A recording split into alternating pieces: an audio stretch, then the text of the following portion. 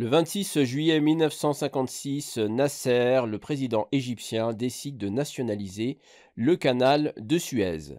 Cette décision va provoquer un branle-bas de combat en France, en Grande-Bretagne et évidemment chez les Israéliens qui décideront tous ensemble, 3 mois plus tard, donc le 29 octobre 1956, d'entrer en guerre et de provoquer un certain nombre d'opérations militaires sur le long du canal de Suez.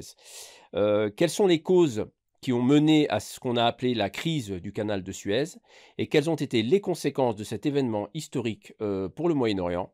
On en discute tout de suite sur Mizane TV avec Youssef Boussouma. Bienvenue à toi, Youssef. Bonjour. Merci d'être avec nous. Donc pour la suite de cet éclairage historique que notre chaîne propose sur l'histoire de la Palestine, du sionisme et finalement de toute la région du Moyen-Orient, puisque cette histoire va impacter tous les pays. Alors Youssef, cet événement de la crise du canal de Suez a joué un rôle important dans cette histoire, hein. Elle marque une étape significative. Alors est-ce que tu peux revenir pour nos auditeurs sur voilà, les causes qui nous ont menés à cette fameuse crise qui a commencé d'une certaine manière avec la nationalisation annoncée par Nasser en 56, le 26 juillet 56. Oui, alors la crise de Suez, comme on l'a appelé, est un élément majeur, un événement majeur même de l'après-guerre, de la première guerre israélo-arabe, ce qu'on appelle, ce que les historiens appellent la première guerre israélo-arabe, qui en fait, nous le savons, n'est pas la première guerre, elle n'est que la deuxième, c'est la première, elle concerne les Palestiniens directement. Toujours est-il que la crise de Suez, comme les manuels scolaires l'ont retenu, eh bien, est une crise majeure qui oppose les pays arabes, enfin un certain nombre de pays arabes, et précisément, en tout cas, l'Égypte, parce que ça va concerner principalement l'Égypte, hein, et l'État d'Israël. Donc c'est la première confrontation entre l'État d'Israël et un pays arabe depuis la guerre de 1948, hein, la fameuse guerre, hein, lorsque le 15 mai 48, les armées arabes tentent d'intervenir pour enrayer l'expulsion des Palestiniens de Palestine.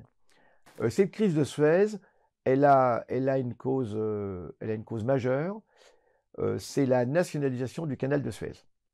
Le 26 juillet 1956, le président Gamal Abdel Nasser, vous savez, Nasser avait l'habitude de ces grands discours fleuves, un petit peu comme Fidel Castro, c'est à Cuba, hein, ces grands discours fleuves où c'était une sorte en même temps presque de contact avec la foule, il était extrêmement populaire. Et donc, du coup, des grands discours où il annonçait ses décisions, ces discours qui étaient retransmis à la radio. Comment à la radio, le Sawt al-Arab, la voix des Arabes, hein, et qui était écoutée dans tout le monde arabe, tout le monde arabe. Et important particulièrement en Algérie, hein, qui à l'époque est déjà dans sa lutte, dans sa révolution nationale, et dans sa lutte de libération nationale. Et c'est à l'occasion d'un discours, donc le 26 juillet 1956, que Nasser annonce sa décision de nationaliser le canal de Suez. Alors le canal de Suez, comme on le sait, avait été construit par la France En 1869, en 1869, financé par la France et le gouvernement égyptien de l'époque. voilà, donc l'ingénieur Ferdinand de Lesseps était à l'origine des plans. Mais les Égyptiens ont toujours dit qu'en fait, ce canal de Suez avait été construit par la sueur et par le sang du peuple égyptien. Parce qu'il faut savoir que ce canal de Suez, pour le creuser avec les moyens de l'époque, avait coûté un certain nombre de vies humaines, hein, de personnes qui étaient décédées pendant les travaux. Pyramide, une sorte de pyramide des temps modernes. En quelque sorte. Et c'était un projet alors qui était très très important, qui évidemment concernait au premier chef les Anglais et les Français, peut-être même à la limite davantage les Anglais, mais ce sont les Français qui en ont eu l'initiative. Parce que pour les Anglais, vous le savez, ce canal de Suez est vital puisqu'il permettait à l'Angleterre, hein, d'avoir une route des Indes sûre, hein, puisque évidemment on n'avait plus besoin de faire le tour de l'Afrique pour aller aux Indes, la perle de l'Empire britannique, et donc on passait par le canal de Suez. Donc le Royaume-Uni va racheter au roi Farouk, qui était endetté à l'époque, le royaume était endetté, donc la part de l'Égypte dans le canal. C'est ce qui va arriver en C'est fait. ça. Bon, finalement, en quelque sorte, la France va se faire duper par l'autre impérialiste, hein, concurrent. Et finalement, en 1956, eh bien, le canal de Suez est la possession de la Compagnie internationale du canal de Suez, qui est britannique. Autant dire que cela est entre les mains de l'Empire britannique, hein, que ce canal de Suez est entre les mains de l'Empire britannique. Toujours est-il que Nasser, pourquoi Nasser va nationaliser ce canal de Suez? Parce que Nasser, vous savez, il a des plans. Il a des plans de développement pour l'Égypte. Il a de grands plans, il a des projets de développement de l'Égypte. Et entre autres, parmi ces projets de développement, il y a évidemment le développement de l'agriculture.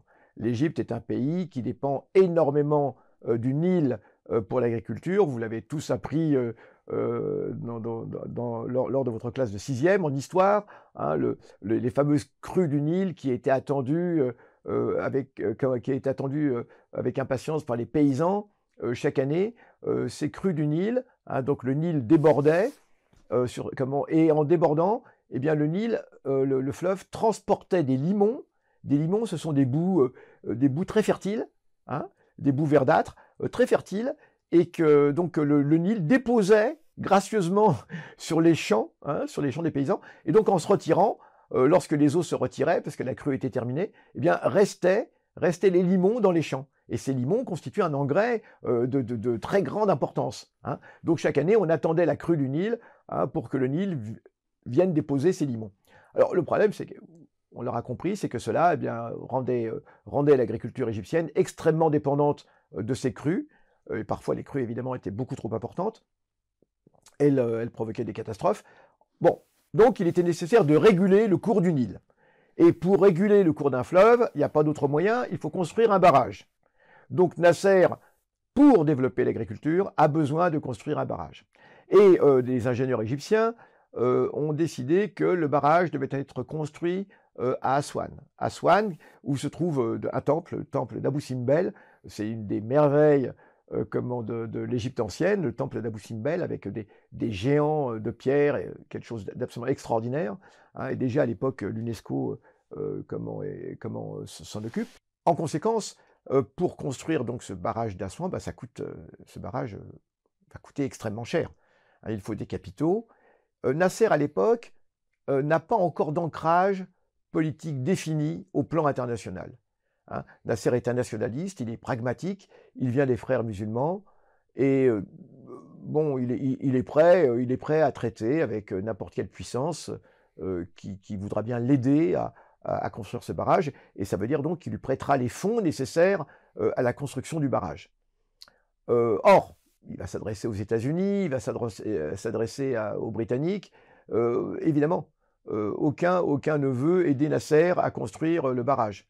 Vous savez, ça c'est une constante, hein. L'impérialisme aide rarement les pays du Sud à se développer. Ou quand il le fait, eh bien, c'est vraiment à des coûts exorbitants.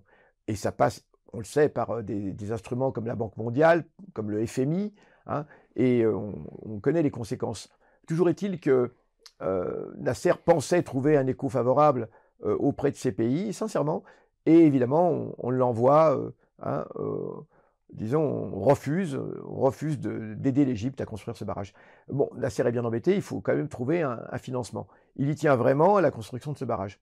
Et c'est évidemment tout naturellement qu'il va se tourner vers le canal de Suez. Le canal de Suez qui rapporte énormément d'argent à la compagnie internationale du canal britannique. Qui devient un point de passage stratégique pour le pétrole, hein, voilà, le canal de Suez. Exactement, c'est un point de passage stratégique pour le pétrole. Donc, je pense que tout le monde visualise un petit peu la carte, hein, et on a donc la mer Rouge qui conduit directement au canal de Suez, et les navires qui viennent, les navires qui transportent le pétrole, eh bien, passent par ce canal, et à chaque passage, que ce soit les pétroliers ou d'autres navires, eh bien, on paye un droit de passage. Et cela rapporte énormément d'argent. Donc Nasser se dit qu'en nationalisant le canal, quand l'Égypte va reprendre possession de ce qu'il estime être un bien national, hein, construit, je le dis bien, avec la sueur et le sang des paysans égyptiens, eh bien, il pense que comme ça, il aura les fonds qui lui permettront de construire le canal. D'autant plus que l'Égypte qui est pardon, le barrage, j'ai dit le canal. Le canal, le barrage. Et d'autant plus que l'Égypte avait acquis son indépendance à la fin du protectorat britannique, date de 1936.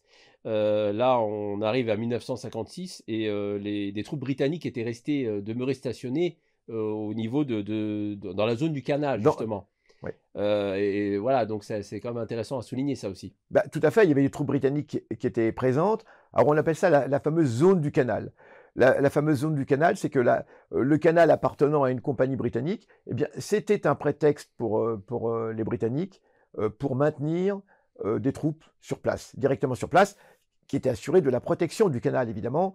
Je le répète, artère de communication vitale pour l'Empire britannique, pour l'impérialisme, disons-le. C'était une violation de souveraineté en réalité. Totalement, et d'ailleurs, en fait, c'était une fiction. La pseudo-indépendance de l'Égypte en 1936, c'était une véritable fiction, puisque les Britanniques n'avaient jamais eu l'intention de laisser l'Égypte vivre sa propre vie. Nasser est devant la foule, et il s'apprête à annoncer la nationalisation du canal de Suez. Et alors, c'est un moment historique absolument extraordinaire. Et j'invite les spectateurs à retrouver, on retrouve facilement ça sur Internet, à retrouver ce moment qui est absolument extraordinaire. Puisque Nasser a annoncé au peuple égyptien qu'il fera une communication dans la journée, donc tout le monde se prépare. Tout le monde se prépare, les travailleurs, les paysans. On écoutait vraiment beaucoup ces émissions. Hein. Nasser est donc face à la foule. Il est fébrile. Il sait que cette annonce va combler de joie toute l'Égypte, qui depuis longtemps, enfin, un certain nombre de personnes en Égypte demandaient à ce qu'effectivement cette nationalisation ait lieu, parce que c'était non seulement un manque à gagner pour l'Égypte, mais c'était un déni total de la souveraineté de ce pays. Et c'était la marque que l'Égypte, finalement, était encore sous la férule impérialiste britannique. Voilà. Donc tout le monde s'attend à une décision importante. Beaucoup s'en doutent. Beaucoup se doutent que c'est effectivement cela qu'il va annoncer. Toujours est-il qu'il y a des centaines de milliers de personnes qui sont rassemblées sur la grande place du Caire. Nasser est là, face à eux. Et à ce moment-là, eh bien, il est pris d'un rire. Une sorte de rire fébrile, nerveux, parce qu'il sait l'importance de ce qu'il va annoncer, et il sait comment la foule va réagir. Donc il est pris d'un petit rire nerveux, et on appelle ça le rire de Nasser, au moment, alors c'est resté célèbre, hein, le rire de Nasser au moment de l'annonce de la nationalisation. Et quand Nasser a ce rire nerveux, beaucoup de gens se doutent de ce qu'il va annoncer. Et alors il a ce rire nerveux, et ensuite il commence sa phrase par « Quant à la compagnie internationale du canal de Suez », et là tout le monde comprend, et c'est une énorme clameur qui s'élève, on peut le dire, de toute l'Égypte, et qui traverse tout le monde arabe d'ailleurs.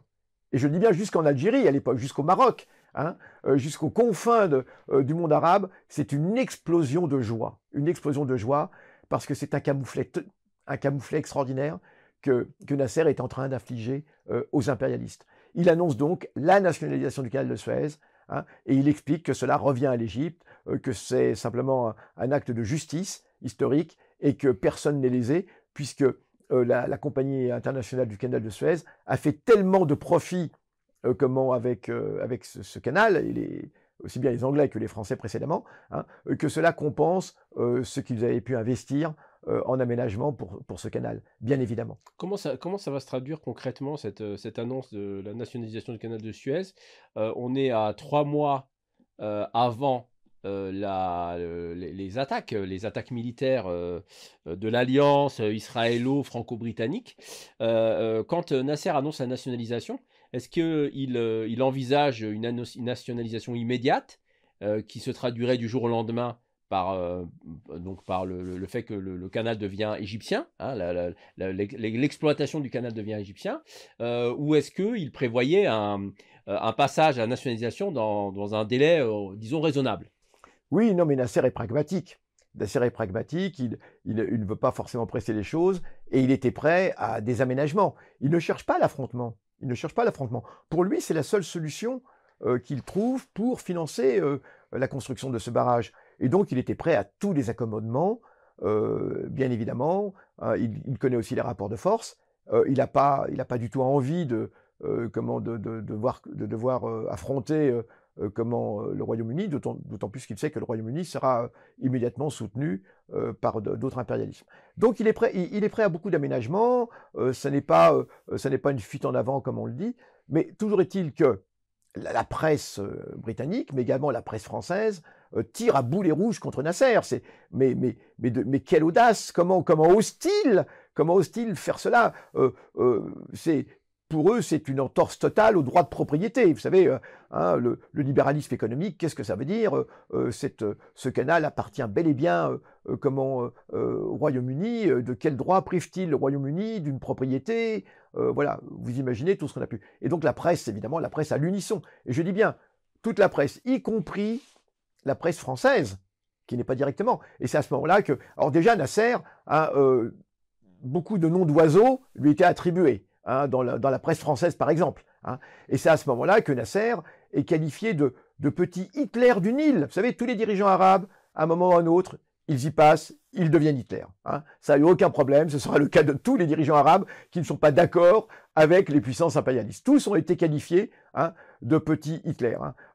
On va pas faire ici la liste, mais elle serait très longue. Hein. Mais que ce soit Nasser, que ce soit Assad père, que ce soit Kadhafi. Alors, pour Boumedienne, lui, c'était le Kaiser du monde arabe. Hein, je rappelle qu'il y avait une petite nuance. Lui, c'était devenu le Kaiser du monde arabe. Hein. Mais à chaque fois, vous voyez, vous imaginez bien. Donc, la presse française tire à boulet rouge, le petit Hitler du Nil. Et je tiens à signaler une chose, c'est que, y compris pour les communistes français, Nasser apparaît comme le petit Hitler du Nil. C'est vrai que Nasser a réprimé. C'est vrai que Nasser a réprimé un certain nombre de forces politiques en Égypte. Il le fera, et y compris les communistes. Et les frères musulmans aussi. Voilà, les frères musulmans. Il vient lui-même des frères musulmans, donc il va réprimer les frères musulmans. Mais c'est vrai qu'il va réprimer également les communistes, ce qui lui vaudra aussi le désaveu. Et donc, c'est comme ça que la presse française, la presse britannique, hein, eh bien, voilà, voit cet acte qu'on qualifie d'acte de brigandage international.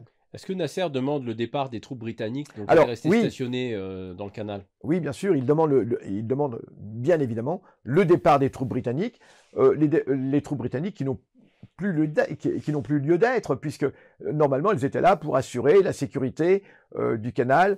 Dès lors que le canal est entre les mains de l'Égypte, et repris par l'Égypte, souveraine, eh bien c'est vrai que ces troupes britanniques n'ont plus besoin, enfin non plus, leur présence n'a plus lieu d'être. Et évidemment, vous imaginez à quel point le Royaume britannique, le Royaume-Uni, hein, est ulcéré par cet acte. Alors, pas uniquement les Britanniques, et on va le voir, ça va être à l'origine de la crise, c'est que d'autres pays, et donc la France, ont de bonnes raisons d'en vouloir à Nasser. Alors la France a de bonnes raisons d'en vouloir à Nasser, puisque, nous l'avons vu, nous sommes en octobre 1956, et nous sommes en pleine guerre d'Algérie, et à ce moment-là, eh bien, en fait, justement, les événements d'Algérie sont en train de devenir une véritable guerre. Pourquoi véritable guerre? Parce que c'est à ce moment-là que Guy Mollet, le socialiste Guy Mollet, souvenez-vous, les socialistes et la guerre, et le socialiste Guy Mollet, président du Conseil, eh bien, a demandé les pouvoirs spéciaux de façon à pouvoir recruter, à pouvoir utiliser le contingent, hein, la conscription, pour mater la rébellion algérienne, ce qu'on appelle encore la rébellion algérienne.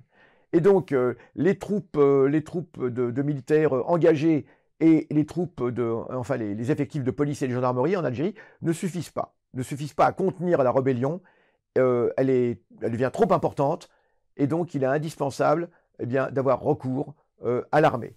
Et donc Guy Mollet va décider à ce moment-là d'organiser la conscription et donc d'envoyer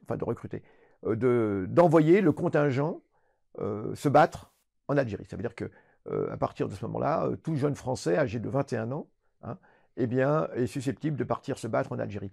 Je le dis, il le fera avec également l'aval du Parti communiste.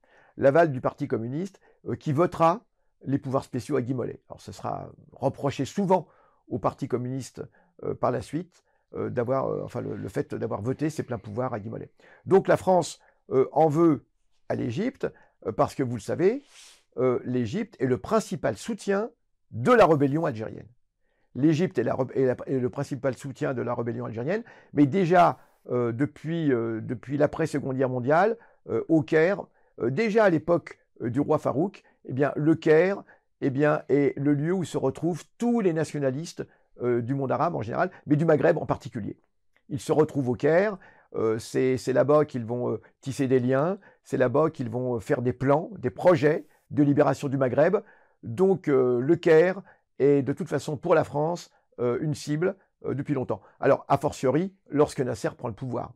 Lorsque Nasser prend le pouvoir, Nasser va renforcer son soutien à la rébellion algérienne et commence déjà à organiser des livraisons d'armes clandestines. Donc pour la France est convaincue que le véritable problème c'est Nasser, et que si jamais Nasser est renversé par un coup d'État, eh bien, effectivement, cela privera la rébellion algérienne d'un soutien majeur. Et la France pense qu'ainsi, elle pourra régler la crise algérienne par cette crise égyptienne. Et il faut aussi rappeler que l'Égypte rentre dans l'orbite de l'Union soviétique d'une certaine manière, Alors, avec la conclusion du pacte de Bagdad en février 1955, qui permet à l'Égypte donc d'obtenir des ventes d'armes via la Tchécoslovaquie. Et donc l'Égypte et la reconnaissance aussi de la Chine communiste, voilà, donc qui provoquera disons la colère des Américains. Donc on perçoit l'Égypte de Nasser comme un satellite soviétique dans la région. Donc on est dans la guerre froide, hein, ne l'oublions pas. oui, on est dans la guerre froide, d'autant plus qu'au même moment se produit la crise de Budapest, la crise hongroise, l'invasion de la Hongrie par les troupes soviétiques à la suite d'une insurrection qui éclate à Budapest, une insurrection qui est soutenue, évidemment, on s'en doute, par les ennemis, l'autre camp, le camp opposé au camp soviétique. Hein. Bon, c'est-à-dire le camp occidental. Alors, évidemment, l'Égypte donne le sentiment de se rapprocher de l'URSS, mais c'est cette crise qui va accélérer ce rapprochement, hein, qui va faire que l'Égypte va se rapprocher encore davantage de l'URSS. Eh bien, tout simplement parce que les Soviétiques vont jouer un rôle dans la construction de ce barrage par la suite, hein, et les Soviétiques vont volontiers aider l'Égypte. Mais ce sera après, effectivement, cette crise. Parce que cette crise, il y a un autre intervenant dans cette crise, le troisième intervenant, le troisième larron, c'est l'État d'Israël. Alors l'État d'Israël qui, évidemment, lui aussi, a de bonnes raisons d'en vouloir à Nasser, à cause de son soutien, à la lutte palestinienne déjà, qui a commencé. Hein. Alors ce n'est pas encore Yasser Arafat à l'époque, ce sont des groupes de combattants, des groupes de fédayines, qui vont opérer, alors à partir de la Syrie, hein, principalement à partir de la Syrie, et qui aimeraient bien aussi opérer à partir de l'Égypte, bien que Nasser contrôle quand même plus ou moins la situation, ne veut pas un embrasement, hein, contrairement à ce qu'on a dit.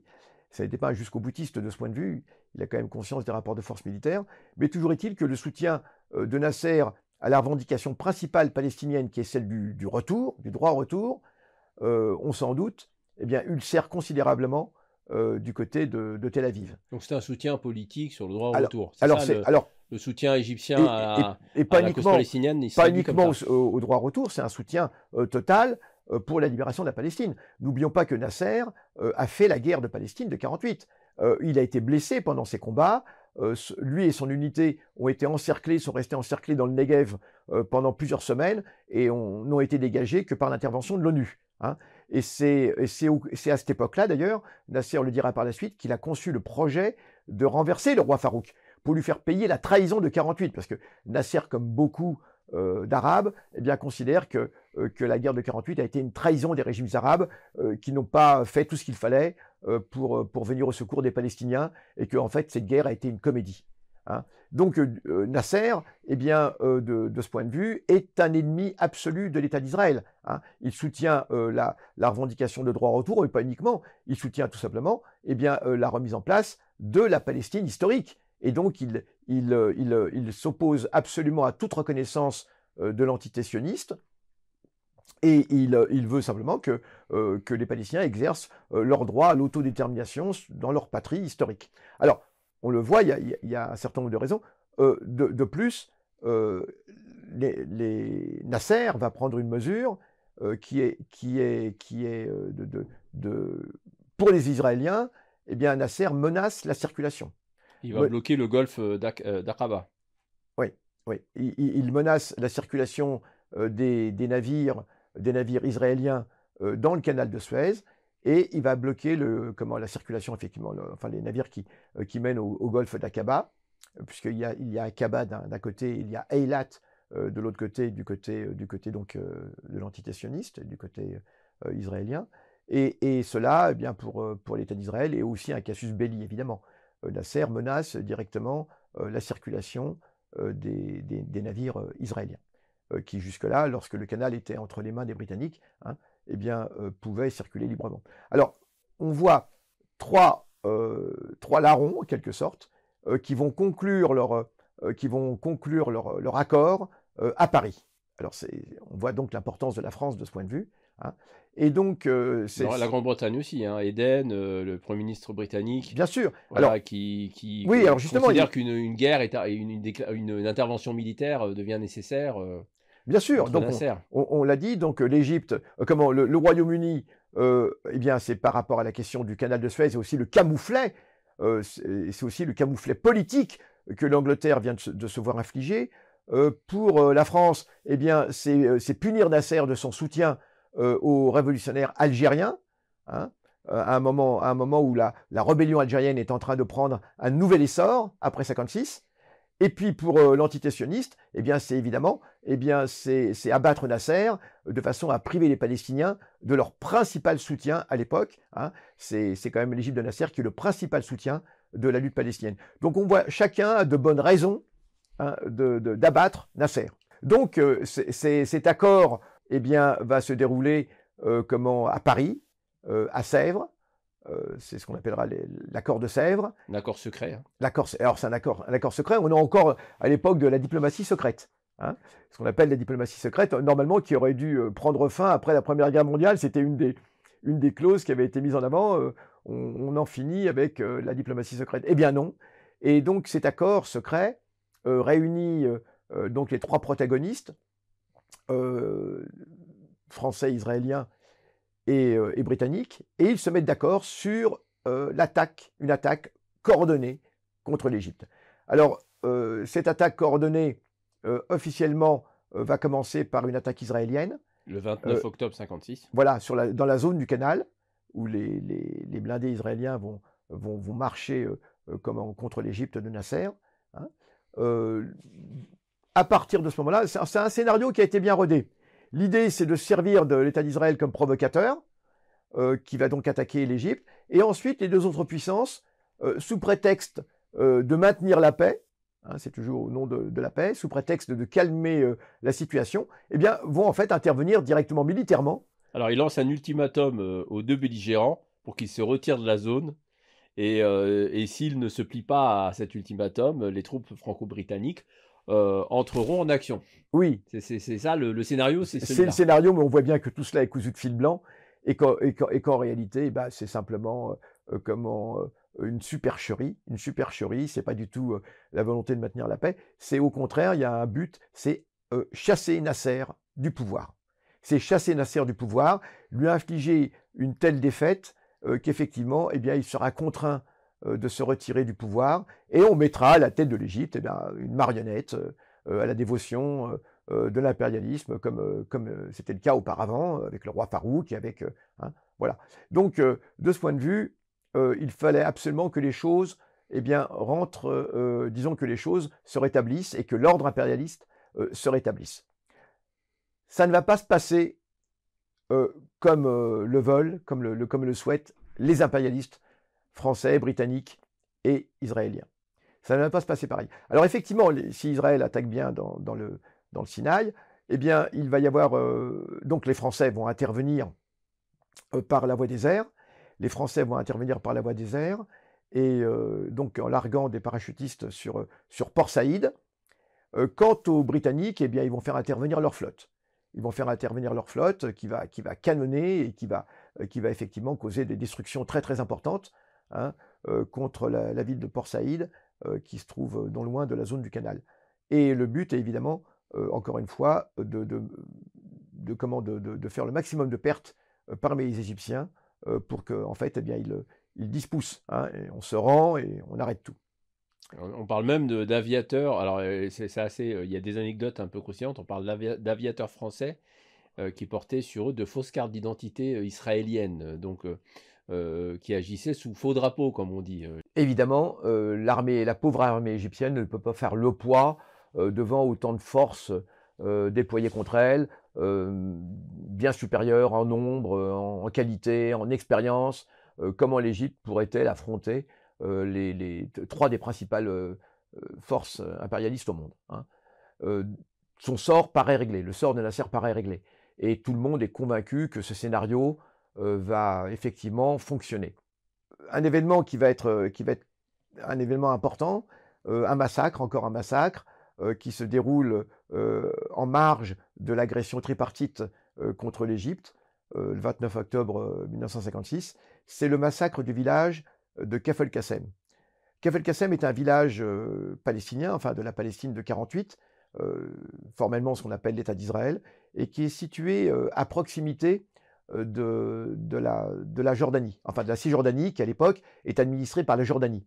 Et ce village, donc peuplé en théorie de citoyens arabes israéliens, comme le disent les Israéliens, eh bien ce village va être placé sous la loi martiale. L'État d'Israël a très peur d'une réaction des Arabes israéliens pendant qu'il attaquera l'Égypte de Nasser. Et donc, il s'agit de faire un exemple. Il s'agit de faire un exemple et de façon à calmer les Palestiniens qui seraient soucieux de se soulever, parce que, rappelons-le, Nasser est extrêmement populaire également chez les Palestiniens. Nasser est extrêmement populaire chez les Palestiniens et les Palestiniens également de ce qu'on appelle l'État d'Israël. Et dans ce village de Kafr el-Qassem, la loi martiale va donc être instaurée. Sauf que la loi martiale va être instaurée, alors vous savez ce que ça veut dire, la loi martiale, ça veut dire également le couvre-feu, vers 17h, 18h, hein, et cela signifie que toute personne qui est dans les rues du village après 17h, eh bien, est susceptible d'être abattue sans sommation par l'armée israélienne, par les policiers ou l'armée israélienne. En l'occurrence, il s'agit de ce qu'on appelle les bérets verts. Hein, disons, c'est la police, une police qui est située normalement sur la frontière, les gardes frontières. Le problème, c'est qu'on a prévenu le maire d'annoncer la loi martiale qu'en fin de matinée. Et cela signifie que tous les Palestiniens du village qui sont dans les champs, qui sont dans les prés avec des troupeaux, qui sont à la carrière, eh bien, tous ces gens-là qui ne sont pas au courant que la loi martiale a été instaurée dans le village, eh bien, lorsqu'ils vont rentrer au village après 17h, eh bien, seront impitoyablement abattus, fusillés contre les murs du village. Voilà, et c'est exactement ce qui va se dérouler.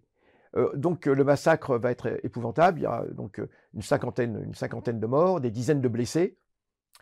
Et on arrête le camion qui revient de la carrière, on fait descendre les ouvriers et les ouvrières, on les place contre le mur et on les fusille sans aucune sommation, sans aucune explication. On tire sur les paysans qui rentrent des champs, sur les bergers qui rentrent des champs, on leur tire dessus comme ça, sans sommation. Hein. On tire sur tout ce qui bouge, en vérité, après 17h. Ce massacre est destiné, nous le rappelons, à faire un exemple. C'est vraiment un massacre pour l'exemple, à des nombreux massacres que l'État d'Israël a commis contre les Palestiniens. Malheureusement, il y en avait déjà eu beaucoup d'autres auparavant. Il y en aura d'autres par la suite. Ce massacre de Kafr el-Qassem va vraiment marquer les consciences des Palestiniens de 48 et va leur montrer de quelle prétendue citoyenneté l'État d'Israël, comme on parle à ce moment-là. Et il y a un monument à Kafr el-Qassem, maintenant, il y a un monument qui indique les noms de tous les villageois qui ont été massacrés. Alors il y aura Des enfants aussi, hein. Les enfants, donc des enfants, oui, il y a plusieurs enfants, des femmes, des enfants qui travaillaient à la mine, hein, des femmes et des enfants qui travaillaient à la mine ou qui travaillaient dans les champs, et on fera absolument aucune distinction là-dessus. Donc il y aura une parodie de procès.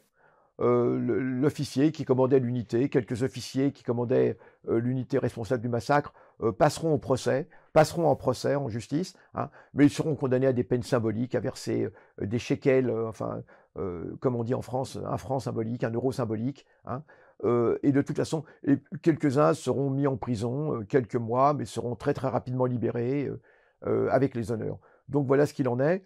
Souvenons-nous de Kafel Qassem, hein, de ce village et de tous les autres massacres qui jalonnent eh bien, la construction de l'entité sioniste. Cette crise de Suez, contre toute attente, si elle semble être une défaite militaire cuisante pour Nasser, va devenir en vérité une victoire politique. Va devenir une victoire politique, va se traduire par une victoire politique pour ce même Nasser. Et ça, c'est quelque chose qu'il est important de comprendre. Ce n'est pas parce qu'il y a une défaite militaire qu'il y a forcément une défaite politique, et parfois même au contraire. Et c'est effectivement ce qui va se produire. Pourquoi? Parce que nous sommes en pleine guerre froide, hein, et les deux protagonistes de la guerre froide, URSS et États-Unis, n'ont certainement pas envie que cette crise de Suez dégénère. Ils n'ont certainement pas envie que cette crise de Suez dégénère, et ils vont intervenir pour calmer la situation. Et pour calmer la situation, eh bien, c'est surtout calmer les ardeurs belliqueuses du Royaume-Uni et de la France. Et là, il va se produire cette chose absolument incroyable, où il va y avoir une sorte d'entente dans cette guerre froide, alors que, on l'a dit, au même moment, il y a la crise en Hongrie, hein, la crise de Budapest, où là, effectivement, ils sont opposés. Mais paradoxalement, les deux n'ont pas envie d'une crise supplémentaire au Moyen-Orient, hein, parce que cette crise les forcerait à prendre position et peut-être même à se confronter. Hein, et on le dit bien, eh bien, c'est peut-être pas le moment aussi bien pour l'URSS que pour les États-Unis. Et donc, ils vont intervenir, chacun de leur côté. Et il va se passer cette chose absolument sidérante, où on va voir les États-Unis qui vont intimer l'ordre au Royaume-Uni de se retirer d'Égypte, qui vont se retirer, ils vont intimer l'ordre au Royaume-Uni de se retirer d'Égypte, de retirer ses forces d'Égypte. Et comment? Par quel moyen? Alors un moyen de persuasion qui est tout à fait dans la doctrine libérale, ça consiste tout simplement eh bien, à s'attaquer à la monnaie britannique. Et le gouvernement des États-Unis va mettre sur le marché des millions de livres. Hein, il va vendre en fait des millions de livres qu'il a dans ses réserves fédérales. Et tout le monde connaît la conséquence. Hein, si on balance comme ça des millions de livres sur le marché, ça a un effet immédiat, c'est la dévaluation de la livre. Et la livre dégringole, vraiment en très peu de temps, en quelques heures, la livre dégringole sur tous les marchés. Et cela, évidemment, va être un argument de poids, puisque l'Angleterre aussitôt dit pouce, oui d'accord, on se retire de la zone du canal. Voilà. Et à côté de ça, alors il faut quand même mentionner, alors autre mesure de rétorsion, oui. L'embargo pétrolier aussi. Hein. Oui. Il y a eu un embargo pétrolier qui a été lancé par l'Arabie Saoudite et les États-Unis refusent finalement de revendre du pétrole également au Royaume-Uni. Et je dirais aussi la menace des Soviétiques. Alors la menace des Soviétiques, j'allais y venir, et elle est absolument spectaculaire, elle est absolument incroyable, puisque les Soviétiques n'y vont pas de main morte, hein, ils n'y vont pas de main morte, et les Soviétiques envoient aux Français et aux Anglais hein, un message qui est très clair, et qui est en substance ce que je vais vous dire. Si vous souhaitez savoir ce que cela fait d'être attaqué par un plus fort que soi, eh bien, continuez et vous goûterez au feu nucléaire. Au feu nucléaire. Et ça, c'est quelque chose d'absolument incroyable. Hein. Et donc, il y a eu une menace explicite des Soviétiques d'utiliser l'arme nucléaire contre les Français et les Anglais si jamais ils ne se retiraient pas de la zone du canal. Mais il faut bien se rendre compte qu'à l'époque, en 1956, c'est quelque chose qui est très très précis. On est pas longtemps après la Seconde Guerre mondiale, et ça veut vraiment dire quelque chose de menacer un pays de goûter au feu nucléaire. Toujours est-il que la menace soviétique va être extrêmement efficace. On a donc ces deux grandes puissances, États-Unis et soviétiques, qui d'une certaine façon se liguent hein, pour faire arrêter cette agression C'est l'entente cordiale, C'est d'une certaine façon une sorte ou d'entente la cordiale. convergence d'intérêts plus exactement. Voilà, une convergence d'intérêts et qui effectivement a culminé à ce moment-là. Donc c'est assez intéressant de voir. Faut le dire, c'est aussi un moment où les États-Unis ont envie de prendre, de prendre la main, sur l'Empire britannique, qui est quand même un empire qui est extrêmement fatigué, qui a été épuisé par cette Seconde Guerre mondiale, hein. On le voit bien, les impérialistes entre eux ne se font pas de cadeaux, hein. Ils ne se font pas de cadeaux et effectivement, quand l'un a des faiblesses, on peut être certain que l'autre ne va pas intervenir et au contraire va se presser, hein, de prendre sa place. Donc, c'est d'ailleurs ce qui va se passer par la suite, hein, puisque c'est le moment où, et là on va le voir avec les conséquences de cette agression. Alors, Donc, les conséquences de cette menace soviétique et de ces représailles américaines sur la livre sterling et l'embargo pétrolier, donc fin de l'offensive israélo-franco-britannique, retrait des troupes, et l'Assemblée des Nations Unies va se réunir du 2 au 10 novembre 56 pour adopter une série de résolutions qui va proposer notamment de remplacer les forces franco-britanniques par des forces d'urgence des Nations Unies. des Nations Unies, les fameux casques bleus, hein, une force d'interposition qui sera donc située dans la zone du canal officiellement pour garantir la paix dans cette zone. Donc c'est la naissance des casques bleus. La crise de Suez a Voilà, permis la naissance des c'est- casques bleus. ça va être la première sortie des casques bleus en quelque sorte. Ça va être la première sortie des casques bleus et toujours est-il que la circulation sur le canal de Suez va reprendre, mais cette fois-ci sous égide égyptienne. Cette fois-ci sous égide égyptienne, le canal va donc faire partie va appartenir à l'Égypte de plein droit et ce sera pour l'Égypte une rentrée de devises très importante. Alors ça, c'est une conséquence économique, parce qu'avec cette rentrée de devises, l'Égypte pourra financer ses plans de développement, les plans de développement que Nasser a en projet. Et de ce point de vue, le canal va la possession du canal va remplir sa fonction, hein. Donc victoire politique, malgré une défaite militaire annoncée Voilà. durant cette crise, l'Égypte de Nasser remporte une victoire Alors, politique alors importante. victoire politique absolue. Et une étape, est-ce qu'on peut parler d'une nouvelle étape vers la décolonisation avec le retrait Oui, des tout troupes à fait. britanniques, On peut dire, franco-britanniques, bien non, sûr, britanniques, pardon. on peut dire que cette crise, finalement, a permis à l'Égypte de se décoloniser, réellement, parce que en fait, elle ne l'était pas. On l'a dit, c'était une fiction, l'indépendance de l'Égypte, hein, octroyée par les Britanniques, c'était une véritable fiction. N'oublions pas que la présence britannique, n'oublions pas ce que représentait le canal de Suez. N'oublions pas que le canal de Suez, c'est un des éléments du soutien britannique au projet sioniste, hein. Donc ça n'est pas rien. N'oublions pas que ce qui a valu à l'Empire britannique de s'engager totalement dans l'édification d'un État sioniste en Palestine, c'était entre autres garantir la sécurité de la route des Indes, et donc cette route des Indes qui passait par le canal de Suez. Donc ce n'est pas peu de choses si effectivement le Royaume-Uni perd le canal de Suez à ce moment-là.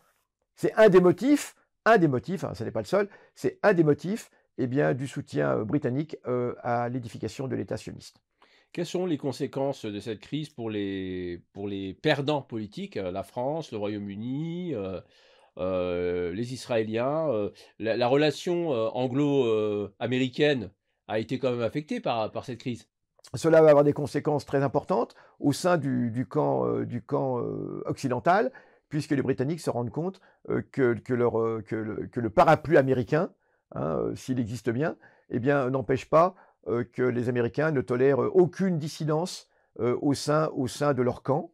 Et c'est pour les Britanniques un sentiment disons, de décalage, hein, de recul, hein, de repli.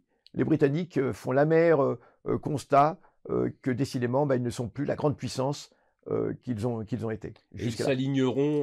s'aligneront dans la suite, hein, Alors totalement, sur la politique américaine. ils s'aligneront jusqu'à aujourd'hui, on le voit très bien en ce qui concerne ce qui se passe en Palestine actuellement, hein. Et les Britanniques, depuis, serviront fidèlement les intérêts américains, puisqu'on leur a expliqué qu'effectivement, c'était la seule façon qu'ils puissent tirer leur épingle du jeu.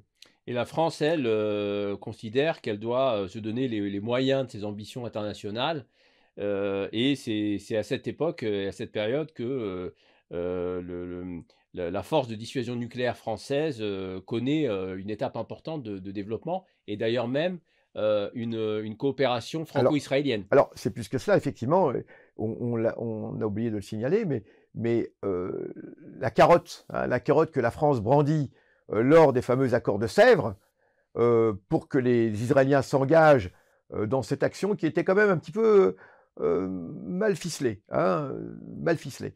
Eh bien, la carotte que les Français brandissent, c'est en échange de votre intervention, contre Nasser, on vous offre le nucléaire. Et Un réacteur, livraison d'un alors, réacteur nucléaire. bien sûr, la France va livrer un réacteur nucléaire à l'État d'Israël en échange de sa participation à la guerre contre l'Égypte de Nasser. Ce n'est pas rien puisque c'est de ce fait l'introduction du nucléaire dans la région moyen-orientale. C'est extrêmement grave. C'est la France qui est responsable de l'introduction du nucléaire au Moyen-Orient à travers cette crise de Suez, puisque ce réacteur nucléaire que la France va livrer à Israël permettra à Israël ensuite de fabriquer la bombe atomique dans cette fameuse usine de Dimona, hein, centrale de Dimona. Et c'est donc la France qui est directement responsable du fait que l'État d'Israël s'est doté de l'arme nucléaire. Ça n'est pas rien et on oublie souvent de le dire, alors que normalement les puissances nucléaires s'engageaient à empêcher ce qu'on appelle la prolifération nucléaire. Hein. Alors on voit à quel point ces événements sont graves, sont très graves, puisque dès l'instant où l'État d'Israël se dote de l'arme nucléaire, eh bien les autres États de la région, se sentant menacés, vont évidemment eux aussi tenter de se doter de l'arme nucléaire, ou en tout cas s'ils ne le peuvent pas, vont tenter de compenser cette infériorité stratégique, puisque c'est réellement une arme stratégique, par la possession d'armes chimiques. Et c'est comme ça qu'effectivement les États de la région, les États arabes de la région, vont se doter d'armes chimiques. Alors on parle souvent effectivement des armes chimiques qui étaient possédées par la Syrie, par l'Irak, mais pourquoi? Parce qu'en face, il y avait l'arme nucléaire israélienne. Et on oublie souvent de le préciser. Donc ça va être une réaction en chaîne. Une surenchère. C'est une surenchère. Cette décision française va créer une course aux armements absolument catastrophique pour tous, évidemment. Une autre des conséquences de cette crise de Suez, ça va être le rapprochement entre l'Égypte et l'URSS. Déjà, il y avait une amorce de rapprochement, mais ce rapprochement-là va être consommé, il va se faire plus important. Et à partir de ce moment-là, Nasser, se rendant compte à quel point il peut être vulnérable, eh bien, va accélérer ses importations d'armes en provenance de l'URSS. Donc le barrage d'Assouan sera construit et l'Égypte eh bien, va se doter, va se rapprocher de l'URSS. Alors, c'est important de le préciser également parce que c'est bien l'agression impérialiste qui est responsable de la course aux armements, qui est responsable du fait que les États arabes de la région vont consacrer de plus en plus de leur budget aux armements. Et ça n'est jamais une bonne nouvelle. Pour les sociétés, ça n'est jamais une bonne nouvelle lorsque des gouvernements eh bien, consacrent de plus en plus d'argent aux armements. Parce que cela, évidemment, va se faire au détriment des transferts sociaux, ce qu'on appelle les transferts sociaux, hein, des dépenses sociales, au détriment du développement des sociétés. Et d'un autre côté, si jamais eh bien, ces gouvernements ne faisaient pas cela, ne se dotaient pas d'armement, eh bien, ils seraient encore plus vulnérables par rapport aux agressions. Donc on voit bien le lien qu'il y a directement entre les agressions impérialistes et en vérité la stagnation des sociétés. Pas uniquement au plan économique, je l'ai dit, par l'achat de ces armes, mais aussi au plan démocratique. Puisque quand effectivement un pays se sent menacé, se sent encerclé par des agresseurs potentiels, bien réels, eh bien, il est rare qu'il se démocratise. Au contraire, il a tendance à se durcir. C'est très important de comprendre cela, le lien qu'il y a entre l'encerclement de pays du Sud hein, et le recul de la démocratie. C'est très important à comprendre, puisque souvent on a des pays impérialistes qui pointent du doigt l'absence de démocratie dans des pays du Sud. C'est vrai, mais Alors, la question de savoir si eux-mêmes ont le droit de pointer du doigt, eux-mêmes sont-ils démocrates? Mais l'autre aspect, c'est que ce déficit de démocratie dans les pays du Sud, bien souvent, est la conséquence directe de la situation qui est faite à ces pays du Sud, et notamment des agressions qu'ils subissent. Et ça, c'est très important de comprendre cet aspect des choses. Donc, l'Égypte va se rapprocher effectivement de l'URSS. C'est pour l'Égypte la seule chance de survie à ce moment-là. Merci Youssef Boussouma pour cet éclairage très détaillé qui nous permet de comprendre l'importance et l'enjeu historique de cette crise de Suez. C'est la fin de cette chronique. Je remercie tous nos auditeurs pour leur fidélité, hein. Je les invite à s'abonner à notre chaîne si ce n'est pas déjà fait, à partager cet entretien et à suivre attentivement nos prochaines publications, puisque nous allons poursuivre cette généalogie historique de l'histoire de la Palestine, du sionisme et du Moyen-Orient, dans une prochaine chronique qui sera consacrée à la guerre des 6 jours. Merci.